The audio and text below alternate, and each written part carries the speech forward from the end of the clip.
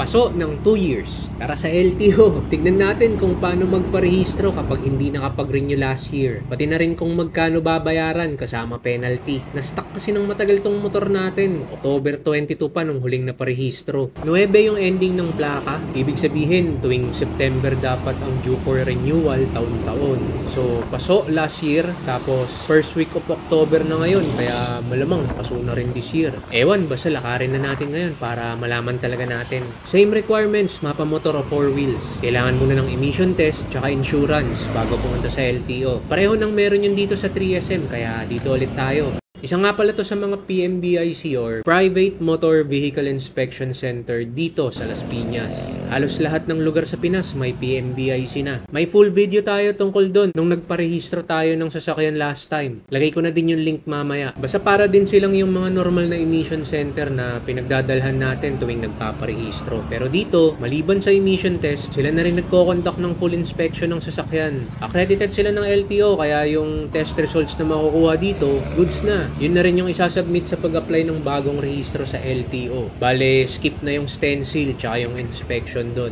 Rekta bayad na lang, tapos okay na. Inagahan natin lumakad para di na tayo umabsent sa trabaho. Ala ko, tayo mauuna pero may mas early bird pa sa atin. Alas 7 nagbubukas dito sa 3SM. Quarter to 7 pa lang halos pero pinapasok na tayo. Ayan, nire-ready na nila lahat. Oh. Sakto, score muna tayong kape dito sa Gedli. Ito pala yung listahan ng mga chinecheck nila during inspection. Ito naman yung sa ilaw.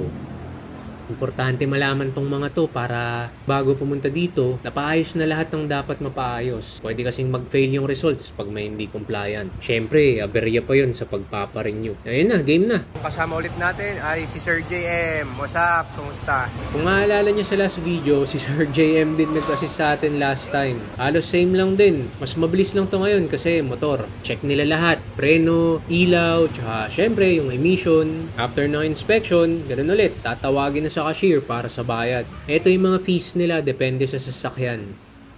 Pagkabayad, bibigay na nila yung test results. Tapos yung TPL, dito na rin tayo kumuha para one-stop shop na lang. Wala po sa babae na yun, sir? Oh, sa babae po na yun. Goods na yung emission, pati inspection, may insurance na rin. Tara na sa LTO. 7:18 nga pala tayo natapos sa 3SM. Bale, 18 minutes approximately inabot. Alas 8 pa nagbubukas dito sa LTO, kaya may onting waiting game. Pero saglit lang naman, nagpapasok na rin sila para makapila na sa loob. Diretso na tayo dito sa window 9 for payment. Wala pa masyadong nakapila dito, kaya saglit lang din. Natawag na agad yung pangalan natin. Bayad lang po. Piso po kayo? Pa? Piso, baka may Piso? piso. Wala po. Meron lang 5 tsaka 20. Wala ko yung piso.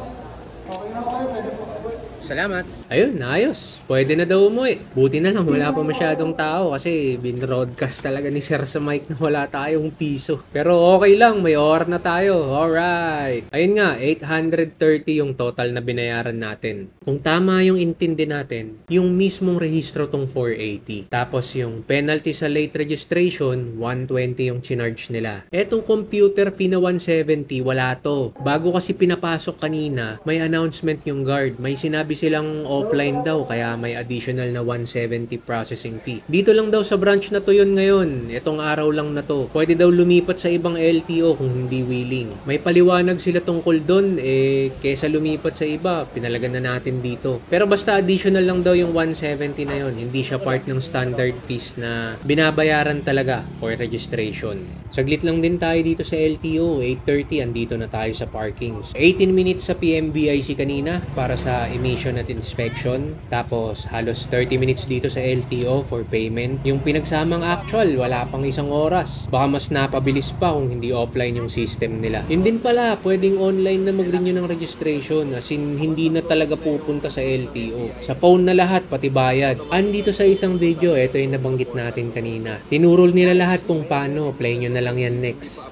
Subscribe na rin kayo para kita tayo sa iba pang video. Ayun lang, sana nakatulong ka kahit paano. Salamat!